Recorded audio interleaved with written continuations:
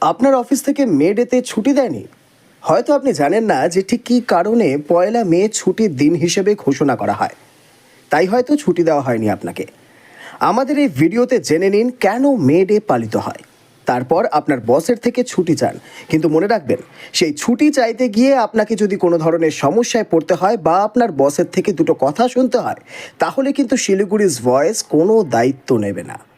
হ্যাঁ, চলুন জেনে নেওয়া যাক ঠিক কী কারণে 1 মে ছুটি ঘোষণা করা হয়। 1886 সাল, শিকাগো। শ্রমিক আন্দোলনের উত্তাল সময়। শ্রমিকদের দাবি ছিল একটাই, দিনে 8 ঘন্টা কাজ। এই দাবিতে কয়েকদিন ধরে চলছিল বিক্ষোভ ও ধর্মঘট। 1 মে থেকে এই আন্দোলন শুরু হয়। তাদের দাবি 10-12 ঘন্টা নয়, 8 ঘন্টা কাজ করানো হোক। 4 মে হেমার্কেট স্কোয়ারে একটি শান্তিপূর্ণ সমাবেশ চলছিল। হঠাৎই পরিস্থিতি বদলে যায়। অজ্ঞাত পরিচয় কেউ পুলিশকে লক্ষ্য করে বোমা ছোড়ে।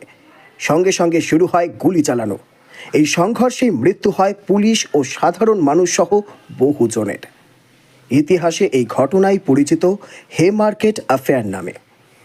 এই ঘটনার পর বহু শ্রমিক নেতা গ্রেপ্তার হন, এমনকি কয়েকজনকে মৃত্যুদণ্ডও দেওয়া হয়। যদিও তাদের বিরুদ্ধে কোনো প্রমাণ নিয়ে আজও বিতর্ক রয়েছে। হেমার্কেট ঘটনা বিশ্বজুড়ে শ্রমিক আন্দোলনের মোড় ঘুরিয়ে দেয়। 8 ঘন্টা কাজের দাবিকে আরও জোরালো করে তোলে।